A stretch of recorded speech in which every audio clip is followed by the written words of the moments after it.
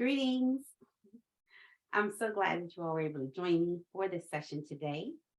My name is Jessica Silva, and I will be talking to you today about how to teach geography to the littles. And just so you know, when I say littles, I pretty much am talking about those ages 8 and younger. All right, so as you can see, I got a lot going on, right? As we all do. I'm a wife, I'm a mother, I'm an educator. I'm currently an adjunct professor at the University of the District of Columbia in Washington, D.C. I'm also a trainer, facilitator, let me see, instructor, consultant, hospitality, education, and customer service professional. Yeah, all that. And I have been homeschooling now for, well, I got a 16-year-old, so I guess we can call it 16 years, because we definitely been involved in his education from the start. So just to give you a little background on my family and how I kind of came into the way that I instruct, especially in regards to geography, I just want to give you some background. Like I said, I have one son. There he is. Yep, that belongs to me. He is 16 and he's been homeschooled all of his life. And, you know, when we first started doing anything in regards to formal learning, shall we say, we just kind of stuck with those basics, you know, your letters, your numbers, your shapes, and your colors, right? We wanted to make sure he had that going, you know, really strong before we kind of maybe hit him with anything else. But we really began to just use, even with those basics, you know, the things that we had available on hand, you know, the resources that we had already in our home, the educational things that had already been purchased or gifted to him. And those were the things that we used to begin to help him on his journey of education. We did speak to him in English as well as Spanish. So he's pretty good with his Spanish at this point in his life.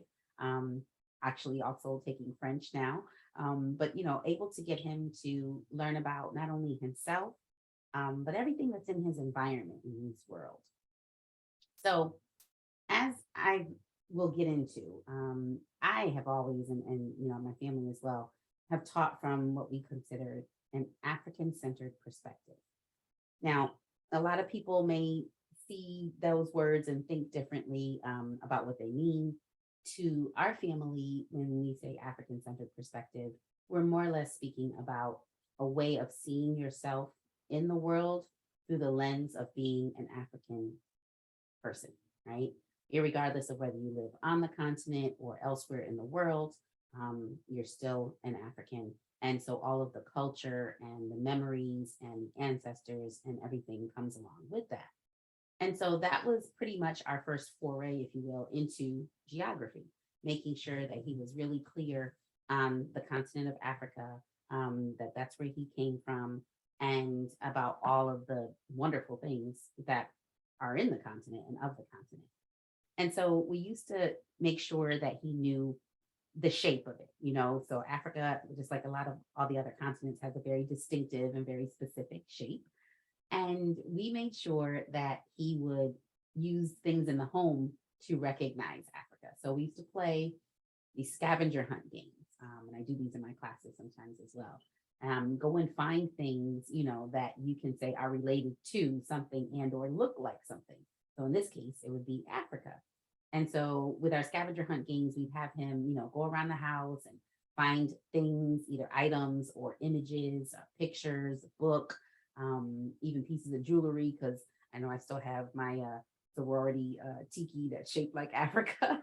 And you know, he would bring those things to us and, you know, we give him points. And so that would be a little game that we would play. Of course, as he's gotten older, he's of course got images on the computer and different things, you know, but it was that one day when I think he was around 2, maybe 2 going on 3, where he looked at one of the maps that we have in our home and he pointed right to Africa and he said, Africa, you know, like he knew it, you know, he was solid. And so that was really kind of the beginning where I realized, okay, I can, you know, start teaching him about the world.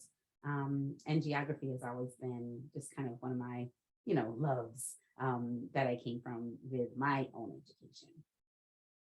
So the first thing that we made certain to do, and I think it's important for any family, especially a homeschool family, to have one, is to make sure we had a world map on the wall, and to make sure that we had a world map that he was able to access. In other words, we didn't put it high on the wall, we put it really kind of halfway on the wall so he could physically be able to go up to it and point out different things and really feel comfortable with knowing that he could find things on this map. Now, this one that I'm showing to you is my preferred map, if you will, for the world map. It's also called the Peters Projection Map. And it goes by a couple of different names out there in the world, but mostly Peters is the name you'll see associated with it. And the Peters maps are known to not only, of course, have everything, that's in our world laid out on a map, but also have the dimensions correct. Whereas there are some maps, and you might even look at the one you have in your home now if you have a world map, and you'll notice that, Africa seems a little bigger than South America, but not too much. On a lot of maps, it doesn't really give Africa and all of the continents really their proper sizing, especially in relationship to one another. Okay. And so with the Peters projection map, I highly suggest if you can get a copy, they are still in able to be purchased somewhere out there in the internet world. And you can get them, like I said, full for your wall. You can get sheets that you could give to students so they could keep that are notebook size. But it is really what I feel is one of the best world maps out there, so that you can really correctly, from the start of things, be able to see the sizing of the proper sizing, shall I say, of the continents against each other. Okay. So if you look here, you can of course see how large Africa truly is. It is the second largest continent. Of course, Asia is the largest. And you'll notice that its size very significant as you see it in comparison to South America. It is definitely larger and very visible so on this type of map. So personal suggestion, but if you're able to get yourselves a Peters projection map, I think it is definitely a great investment. And I would also say again, that if you're going to put your world map up on your wall somewhere, to make sure that it's accessible to your children. Make sure that they can go to it and they can point things out and they can plot, distances and things. They can actually look as well as touch and feel it. Because it just, like anything else, right, makes it more of a real experience for them, and they're able to tap in even better. So in regards to teaching about the world and geography, like I said, started with my son, and we used to make up a song, and it's actually become the song that I now sing and do with my students currently. And it's a song about the continents, and it has all of the continents in it, and it also has movement that goes to each continent. So every one of them has some type of an action, and it's a great way to not only help children learn their continents, but then even teach them to others. And I've seen it happen in families where I've taught, with the older sibling now has already taught the younger sibling, even though this younger sibling is first time in my class, they already know their consonants because it was taught from the older ones. And if just like anything in life, right, we remember what we sing. Okay. If you caught the tune, you can sing something from, 20 plus years ago because you remember, the rhythm of it. So we did that. We did the continents chant. That's what we call it. And so for, North America, we put our arms up and we go North America. I always remind the children that that's for not only North America, but up as far as a direction on the map. Whenever you're looking for North, you're going to look to the top, right? You're going to look up. We do South America. We do our arms going down, right? So it's South America. Same thing with the directions. Again, your direction for South on a map is always going to be down. We do Antarctica. We clap that out. I'm big into words that have a lot of syllables for little people, that they can still say them, but sometimes you have to kind of clap it out to get them to catch all the syllables. So Antarctica, we do that twice. We'll do Antarctica, Antarctica. And then when we're in person, I use my legs for this one. When we're virtual, I use my arms. And so for Asia and Europe, it's just, one arm or leg or then the next. So it's Asia, Europe. If we were in person, we use our legs and kind of do like a semicircle. with right leg, Asia, Europe, right? And then we get to Australia. And the move for Australia is to swim like a fish. I remind them always about that movie, Finding Nemo, and how in that movie, that's where it was located, right? In the Great Barrier Reef. So we're going to swim for Australia. And then my favorite continent, Africa, is bringing up the rear in the chant. And it is 3 times that we do this. And I refer to it as our Wakanda pose, because of course, every child is very familiar now with the Black Panther movies and characters. And so we say, Africa, Africa, Africa. We do it 3 times, then we end, and we make a little sound, and we do our Wakanda pose, just like the Dora Milaje do. So, that is something that I will do in every class. And like I said, I have had students, send me videos. Like I said before, they teach the younger siblings and show their parents. And then the continents are something else you can kind of check off the list. Okay, well, we know that. I do also introduce the compass rose to children because I think it's very necessary to know about directions, right? I live in Washington, D.C. So for those that know, Washington, D.C. has 4 quadrants, right? We've got Northwest, Southwest, Northeast, and Southeast. And so, there's addresses that can possibly be found in all 4 quadrants, unless you put the quadrant on there, right? So your mail, in order to get you to the right place, your mail has to have your quadrant. So as we thought about DC and my son, getting out and getting older and riding his bikes and all that, and knowing where to go and where he is, the compass rose had to be introduced because that's on every map, right? We got to know our directions. So with the compass rose, I remind the children to make a plus sign. I did it with my son, how he can draw his own compass rose. Of course, I remind them that it's not a rose, actually, it's not a flower. But maybe some people have compasses on their watches. Maybe their parents have them, or they have the Swiss knife, gadget that has the compass and all the other things. As far as what it is, I let them know that a compass, of course, is directional, right? And so once they're able to make that plus sign, they can draw 2 lines and make that plus sign. Lines don't have to be straight, of course. I let them fill in their compass rose. And that's exactly what we did with our son. So let him put the N for north, right? The S for south, the E for east, and the W for west. He's got his letters down at this point, right? So he's writing and he's practicing. A little layered learning kind of going on there. And then with regards to the directions, we also would do a little movement again. We would do it with our arms. I was like, okay, well, show me north with your arms. You have to put their arms up. Show me south, put your arms down.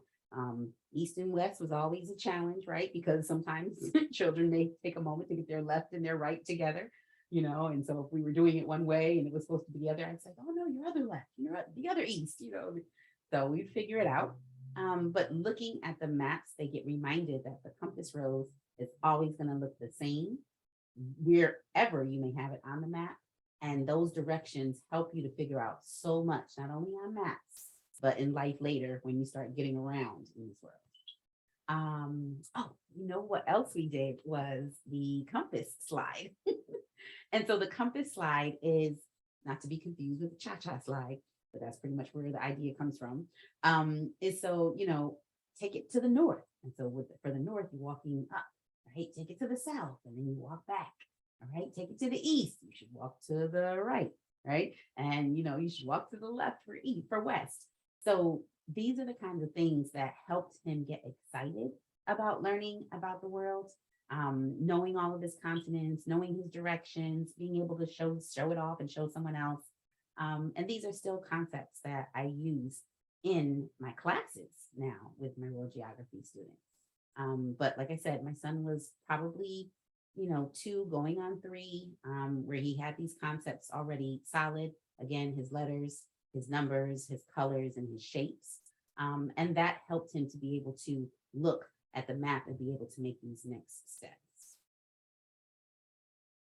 So before I talk more about my particular classes that I do for world geography, I wanted to share another piece of how I tied in geography to something of interest to my son. I have a friend who kind of hits me to this idea.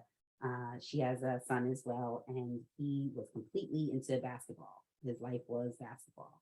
And so she realized that in order to get him to have an interest in some other educational topics, that she kind of had to bring them through the lens of basketball, right? And so whether it was counting and doing, multiplication, she would do it in regards to how many baskets he could make, this time versus last Tuesday when he worked on it and different things. And she would just do visuals. His worksheets would have, images of basketballs and hoops and different things on them. And so it really, really helped him to tie in more to the information as well as be excited about the topic, right? And want to do the work for it.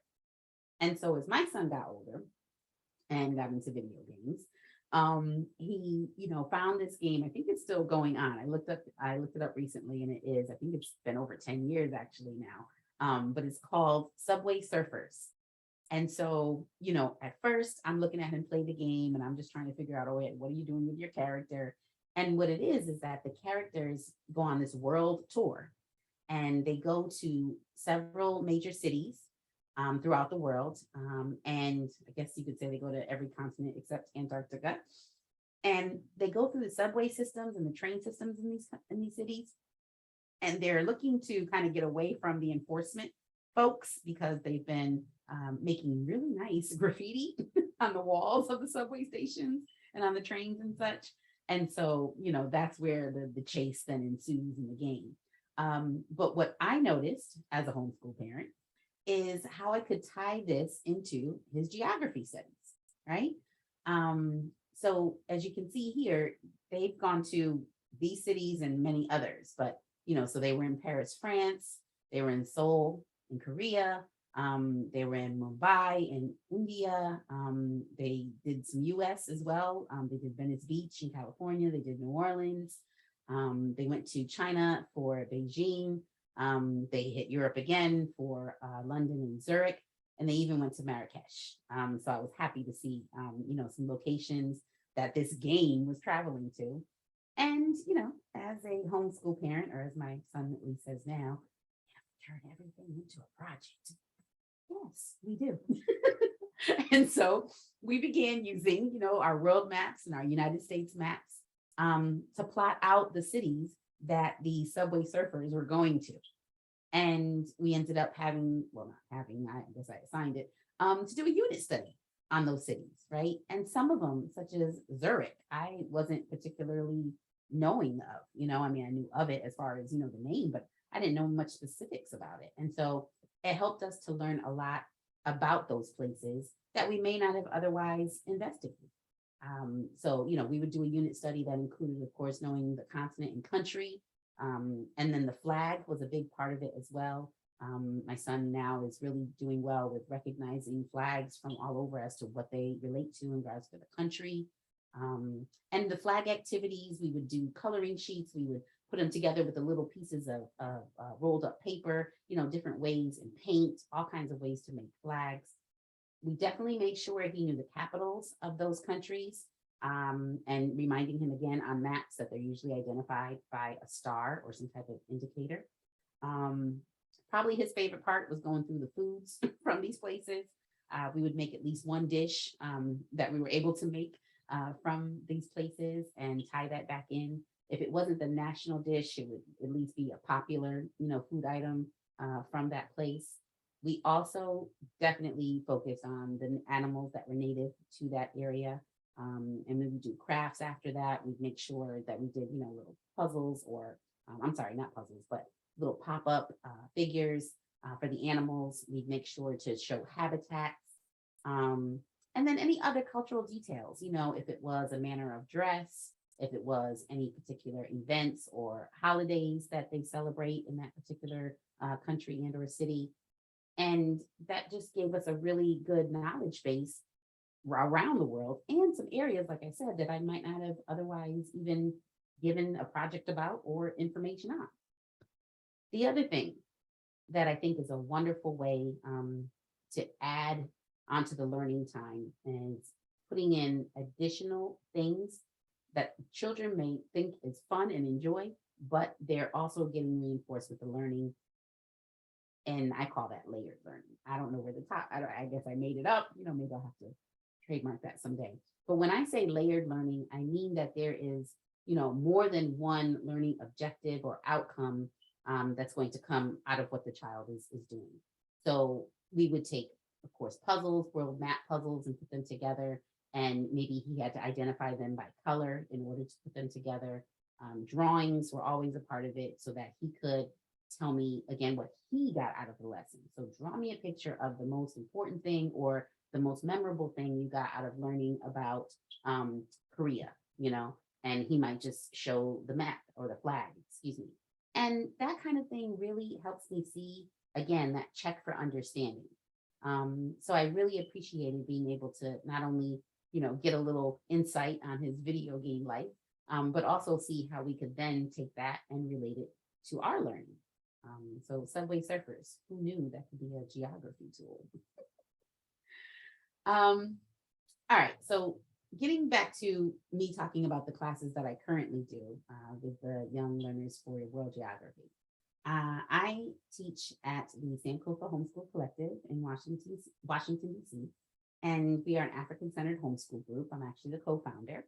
And, we have a huge mission and vision, as many organizations do, but ultimately we just want to, pull that brilliance out of our young people, the genius that is intrinsically inside of them already, and show them that they are a strong part of, not only their own culture, but world culture, and how to really utilize their talents, their skills, how to, bring them forth and find out what they are not only interested in, but what they're great at doing. And, everything was going well with Sankofa. We started it back in 2011. We were in person and having classes. We had a couple of different locations. As we grew, we had to move. And then, like a lot of us, here comes COVID, So as of the spring of 2020, we had to go back and bring our classes online and make them virtual. And so we were able to bring them by mostly Zoom, right? That was like, and it still is, right? The hot thing to do for virtual life. But we had instructors, choose their online platforms, and we started to, do classes online. And so I did the same, and I brought my World Geography class online as well.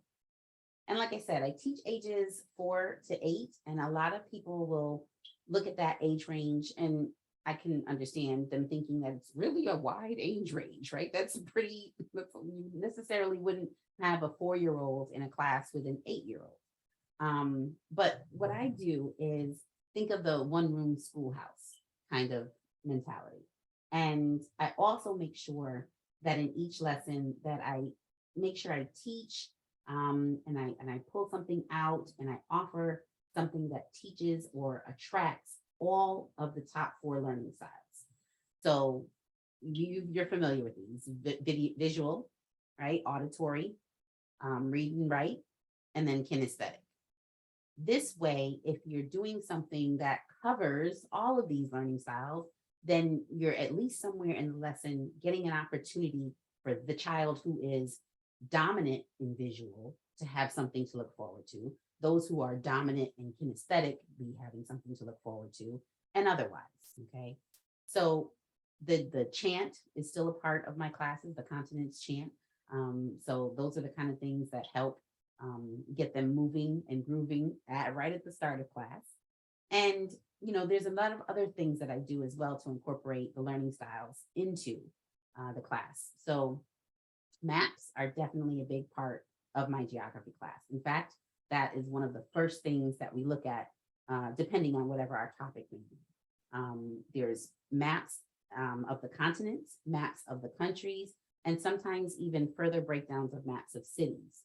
And we look at all types. So we show maps that have The mountains and ranges and the rivers and everything pointed out. We show those that have the cities.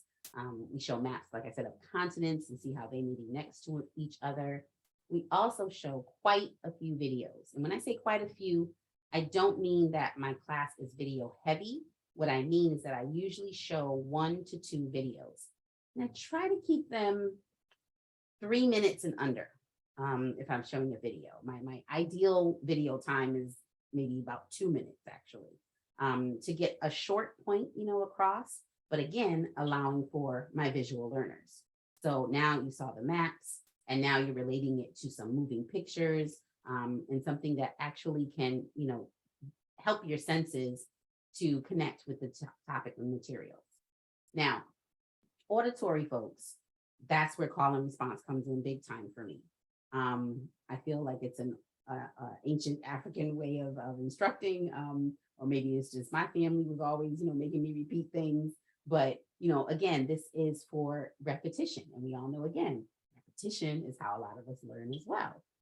So for call and response, I definitely have them repeating things after me, whether it's definitions of a landform or habitat or a particular geography term. But I always make sure that there is some call and response, some repetition happening audibly for our students as well. Read and write. I love a folk tale, right? I mean, this is one of the best ways, to get the children to make a connection with either characters or a particular area that you're going through. We do spelling exercises as well. After the consonants are really solid with the students, I start asking about which ones start with the letter A, what is, the largest continent, but has the shortest name, Asia, right? So I get them to really look back again at their world map and at their materials and figure out, what spelling is happening here? What's the difference? And why can I make a connection between this story and that place? So that's what helps for the read and write aspects for the learning styles. And one of my favorites, kinesthetic. Kinesthetic learners are the ones who got to be up and moving, right? They got to be doing something with their bodies. They have to have their hands busy. And I particularly love those because I think that's in all of us. At some point, we've got to put our hands in something, we've got to touch something, and we've got to move our bodies. And so that's where, again, the songs come in, the movements. I will do the compass slide, like I said, we'll do things with our directions, maybe sometimes even with directions when I'm when I'm virtual with students, we use our heads. So instead of our arms, because I might not be able to get all your arms on the screen, so we do it with our heads. So we'll do up for north, right, down for south, to the east, and then to the west. And then I'll say, okay, we're going to get a little faster, right? And so now we're moving our heads. And at some point I get a pain or my hair style messes up. So, but they love it, they really do. And then they start teaching me, oh, well, let me show you, I can show you other directions. And again, we're using, movement, we're using songs. So they're repetition and things that they'll remember. And again, this is a great way to work with our students who need to get up and need to touch and feel. The hands-on part of things is very real. The other thing I do for the kinesthetic learners, by the way, is making sure that there's some type of a craft, right? It's usually, something relatively simple, if you will, but it's something that they can actually put together for themselves and then be able to showcase later, okay? And it's always something, like I said, that, particularly speaks to the topic at hand and what we're learning about. So there's, I don't know if you all realize, but geography is not usually taught until middle school. Yeah. And, so regardless of what you may be doing at home, and certainly, the continents, have come up earlier and the oceans and major things. But as far as truly delving into geography, it doesn't usually happen until middle school. And so again, finding ourselves as homeschoolers, being able to pave our own way, I am a big proponent that children can learn geography as young as 3 and 4 years old. It's really very empowering, I think. for a child to know their place in the world. It's literally like, where am I when I see this world map, where am I at? How do I fit in? And I love that we do sometimes the me on the map lesson as well, right? Trying to figure out, okay, how does this all branch out? Here I am in my house, on my street, right? In my neighborhood, and then in my city or town, in my state or my region or my county. And then I go out to my country, and then my country is part of a continent. And now I see where I fit in when I look at that world map, you know. And I like to keep the learning, pretty tight in. So right now, I'm only doing like 1 hour classes. I'm keeping everything kind of tight. And so that's not too much time for people to, start to get, otherwise interested. But this is a solid on one of the first lessons that you need to do for geography, right? The continents and the oceans. Okay. I'm showing this picture here for a reason. So whenever I show pictures of continents and oceans, I always make sure that it is a brightly colored map, just like the one we have here. This way, I also get the children, whether it's in person or virtual, to be able to designate exactly and point out where these continents are. Okay. So if I was to be on this map with students, I might say, all right, so we talked about Asia. Everybody remember Asia? And Asia is our largest continent. Okay. Can somebody tell me, if we put our finger on the continent of Asia, what color is it? What color is it on this map? And so they can tell me, oh, it's yellow. And I might do the reverse if I'm dealing with students who are just starting to learn their continents. Can everybody put their finger on the yellow on this map? Do you see the yellow part on this map? That's Asia. That's the largest continent in the world. It has countries like Russia and China, India, Thailand, Japan. Have you heard of some of these countries? And that's the other thing. Asking them, have they heard of it? You sitting around watching the news, they might be hearing some continent names and some country names. This is where they make these connections and start to realize, at least in my opinion, that the world's not really that big. Okay. But yeah, colorful maps are a great way to engage your young people and really get them to practice, again, even another part of layered learning. So now we're relating your knowledge of colors to this map, which is of the continents. And so you're able to locate all the continents on this map. And that relates to what we've been talking about in class, as well as when we're doing our chant. It all kind of comes together. Okay. Now, I, want to make sure that children, when they're in my geography class, are using the proper terms. And, I make sure they know that the earth is not a circle, right? Because you may ask some students, what do y'all know that we live on the planet Earth? And they'll say, yeah, we know. Okay, well, what shape is the earth? It's a circle. Nope, it's not a circle, right? Because a circle is a flat shape. Okay. We all know as adults that the earth is actually a 3D shape called a sphere. And yes, I make sure they say it, put the V in there, right, for the PH and sphere. And they're reminded though that when we look at these maps in class, which are flat, you have to kind of keep in the back of your mind that, well, actually the earth is a sphere, it's round, right? Like a basketball or a soccer ball shape. A lot of times I'll even pull out one of my smaller globes. I have a kind of kitty one, if you will, and it lights up. And I'll show them and see if anybody has ever seen one of them, and even ask if they know what it's called. Is this a map? Well, yeah, but they call it a globe, and this is a way that they can truly see how, okay, yes, this is what the earth looks like. So if you haven't seen a picture of it, or you haven't, seen one of those space, pictures from space, that you can see what it truly looks like. And again, I remind them also that we will be looking in class at maps that are mostly flat maps. And so they have to think in their minds, and I tell them to take their face out like a ball and flatten it out, right? And so this tells them that this is why you're going to look at things a little differently, but keep in mind that the earth is a sphere. I also remind them, I actually did this in class earlier, that a lot of times on many flat maps, world maps, you'll see two Pacific Oceans, right? Because you'll see, Pacific Ocean, over on the maybe left side of a map that's showing the west side of North America. And then you may see Pacific Ocean also on the right side of a world map that's over by Indonesia and China and over that way. But I remind them that there's not two Pacific Oceans, right? There's just one. But that again, they've taken the sphere and they flattened it out. Okay. So these are the kind of things that I use again to give them concepts and visions of why something is appearing one way and how they can modify their thinking to remember or use it in a different way. So I remember my first class in person and remember teaching just this simple concept, right?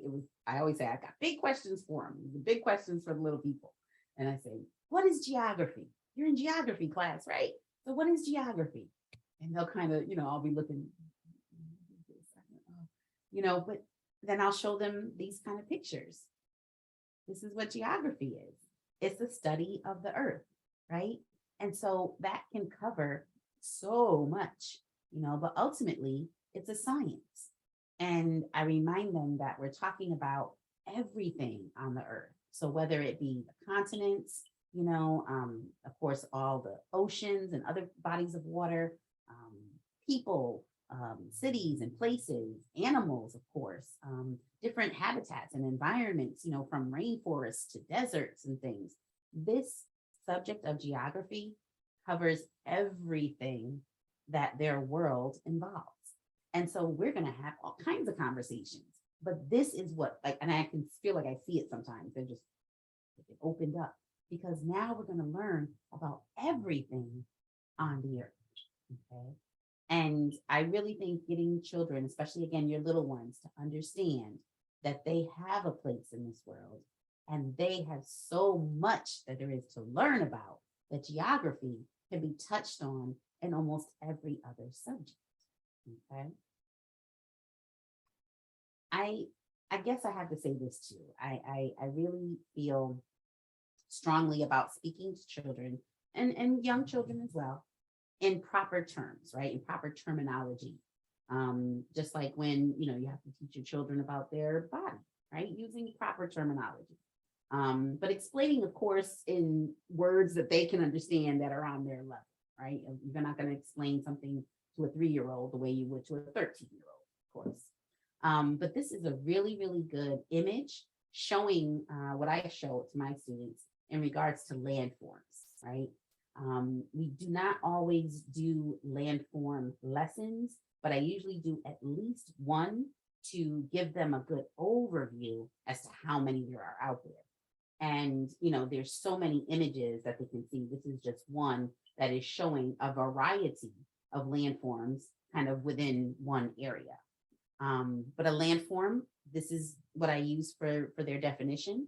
Like it says here, a naturally formed feature on the Earth's surface. And again, this is something I would have them do a call and response on. But if you look at the picture, we're able to point out, okay, we've got plateaus, we've got glaciers, volcanoes any child loves pretty much to talk about volcanoes, even though they can be so damaging. They talk about lakes, jungles, peninsulas, right? We talk about islands. We even got into archipelagos recently. And so whenever I'm giving these definitions, I also make sure sometimes to incorporate movement again, right? And so I tell them about the equator, about this imaginary line. And I tell them, they have to think about there was an imaginary line. If their head was the earth that goes around from the middle of their nose all the way to the back of their head. And that divides their earth, right, or their head into the top half and the bottom half. And then I'll have them say northern and southern hemispheres after me. So again, they can get the proper pronunciation and say these words themselves. With island, I love to make them, tell me that it's a body of land. And then I put my arms out and say, surrounded by water, right? It goes all the way around. Habitat was one we did recently, in regards to where any plant, animal, or living thing may be. We were talking specifically actually about the Amazon rainforest. And, I reminded them that there might be some leaves and trees, or leaves of trees in the Amazon rainforest that are bigger than them, right? There are literally fern leaves out there that are bigger than this 4-year-old or this 5-year-old child. And they get a big kick out of that. Of course, they're always interested. I had one student really interested in the anteaters and the ant relationship in the rainforest, because I said the ants are always going to win. But the anteater's bigger. I said, trust me, the ants will be here no matter what time it is on the earth. There'll be some ants. But he got to see a video, like I was talking about before, with the learning style, where he can see those things and see them interact in the rainforest, which is a habitat, right? So we kind of do, again, with this layered learning, getting them to see how everything can connect, but doing it in different ways. And so they're even practicing other skills, and most definitely their constructive thinking skills are happening. And before I go, I have to share this with you because, like I said, my kinesthetic people, and some of us, I say it that way because some of us look at the kinesthetic learners that are around us and think, oh my goodness, right? You're so busy and you're always moving and grooving and you're doing something. Well, this part of the class is always for them. But mostly everybody seems to enjoy it, right? So maybe got a little kinesthetic in all of us. But these are some examples of the geography lesson show and tell, right? The crafts that we'll do. And so they're simple, like I said, but I say meaningful because they reinforce what we were talking about in the lesson, be it, a city, a focus on a country or a particular animal. And, this gives them an opportunity to showcase their creativity, okay? I give guidelines. I may even give, templates, and I always make an example. The pictures that you're looking at here are my examples of the crafts I will show to my students, so they can get an idea of how it could look when they're finished. But, since going virtual, I've realized that we really have to fine tune to do things that are template driven, where people can print it out and cut and then create from there. Or assemble them. It's just been much easier that way. And then that also makes it so that if I have in this virtual world a student who's in Africa, as I do, a student who's in Atlanta, Georgia, as I do, a student who is where else do I have students? Oh, I have students in New York, so that I won't have to send items, crafting items to them. So most of these are done with construction paper, blank white paper, templates that can be printed out, craft templates, and of course, good old scissors and glue stick. That's kind of, some of the basis of what we need for class a lot of times. If there's something special or something extra that I may be doing as a craft, I'll let the parents know ahead of time. But most of the things you're looking at can be done right around the house, right? We've got a picture of the compass rose that we did. And this is just a simple paper plate compass rose. But again, reinforcing the directions and how to figure them out and keeping them for yourself. So now you have something. If you wanted to make out which way is the kitchen from my bedroom, is it to the north? Is it to the east? Is it to the west? And the children will do things like that when we're doing, map your neighborhood or map your house type of exercises. I did a very simple craft for the pyramids. For Egypt, where, we took a big gold pyramid or triangle shape, and, we just cut it across, and then they had to build it, right? So they had to cut out these pieces, and then they had to build their pyramid. And of course, we referenced how did the pyramids get built? That was part of our lesson when we talked about Egypt. Of course, the kangaroo is from the outback of Australia. They were really happy to be able to put the baby in the pouch. So this is actually a little 3D craft that we ended up doing. If you look above the kangaroo, you see we definitely did one on Paris, on France, and that was the Eiffel Tower. and they learned about why it, was created and why it ended up sticking around. It wasn't supposed to. They were supposed to tear it down, but they did not. And so, of course, we know what a landmark this is in the world now. The cactus is actually from a lesson we did on Aruba. Aruba, of course, being in the Southern Caribbean, being what's known as mostly a warm place, but also has deserts. And so that was something that the children weren't aware of. We made these great cactus crafts. Cactuses do have plants and flower life on some of them. We did a Kwanzaa craft. You can see the Kinara there. We did the Earth Day craft, the one you see that looks like the earth. That was for celebration of Earth Day. So the pieces of paper that we were using were recycled from old strips of construction paper that we had around. So we did, of course, blue and green, and made our continents and our oceans for Earth Day. And we, of course, always have to do wonderful projects for my favorite continent, Africa. So this was the importance of masks, excuse me, and the meanings of them in Africa. And so we used a brown paper bag, and we used various masks, and we had a great time showing what this mask, the one that I chose on my puppet, what was it for? And so we did a puppet show with them. And so these, again, are really simple, but they're very focused type of arts and crafts that, again, anyone ages 4 and up could do, even a 3-year-old. Again, so these are the kind of things that I do to help reinforce not only the lesson overall, but again, to speak to your kinesthetic learners and to allow for creativity. This is a picture that I took actually when we did our Egypt lesson where we built the pyramids. And as you can see, it's from Zoom. So this is one of my virtual classes. But you can see, if you look to each student, how different, their projects came up to look, but they all look beautiful, right? I'm even seeing now as I look across Afriye and Akim's one, they had the clouds kind of in the middle of the pyramid, right? Kind of streaking across because think of how big, the pyramids are, right? If you're looking up, you're definitely going to see some clouds pass. But this is the kind of way, again, you're allowing them to use their own creativity. And I point things out. I love the way you did with the clouds there. I like that you have your pyramid, a little off to the side. Oh, that map looks great. I see it on your wall, Wazir. Oh my goodness, look at you all doing the flag for Egypt. It looks so nice. So I'll give them that reinforcement, but this allows them to be seen. It allows them to be seen, to be heard, and to express their individuality. And again, a check for understanding. So to wrap it all up, I am a firm believer that geography can be taught to the littles, okay?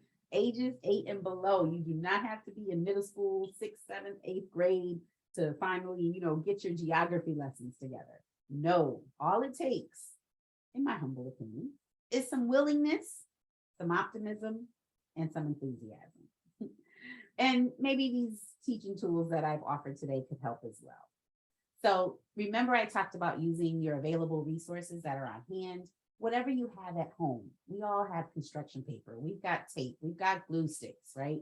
Most of us will have at least one map, or you can find a map. Use what you have on hand. Go to, thrift stores even and see if they have any continent puzzles or things that can be put together to make a world map. Those are the kind of things that'll help reinforce for the children that I don't need a lot in order to make my lessons come to life. Now, I talked about layering the learning a little bit and looking for those opportunities where you can do something in addition to maybe your first or second lesson outcome, but you can also do things that will help to further connect their learning. So whether it's, again, doing that puzzle, but it's done by colors. Maybe you're sorting, all of the countries. Maybe you have them in some sort of a puzzle and you're sorting all the countries that go into Europe, all the countries that are in Africa, and so on. The learning styles. Please don't forget about them. This is something as homeschoolers that a lot of us have got to ensure, in my opinion, that we tap into. And that's just focusing on your child and seeing the way that they look at the world so you can better accommodate the way that they learn. So, incorporate the visual things. If you incorporate all of them, then your bases are covered, right? The visual, the auditory, the read and write, and the kinesthetic. All of those opportunities that you have to really get them to do things that are either hands-on, or they're using their eyes, or they're doing repetitive things, or they're writing something out. Those are all good ways to make sure, again, that the learning opportunities really get across to your child. And lastly, always, always allow and praise their creativity. Allow for some time for you to look at what they've done. Tell them what's great about it. Ask them questions. Have them explain to you, why did they put that item there? Or, what does this mean over here? Or why did you color this, that color? Give them an opportunity to explain why they did what they did. And you'll see that learning come all the way back around. Yeah, geography it's literally, to me, is opening the world up to our children without them maybe physically having to go see it. I hope that this has been helpful for you all. I hope that this has been, maybe some tips you didn't necessarily think about, or that you're, like gung ho to go teach geography now, because you have to realize not only is it going to help, the children, but it may help you as well. There's some places in the world that us adults don't know about. And so we can find more out about them together and just completely enjoy the journey. So happy homeschooling, everyone. Thank you for your time. Thank you for listening. And I hope to see you again soon. Bye-bye.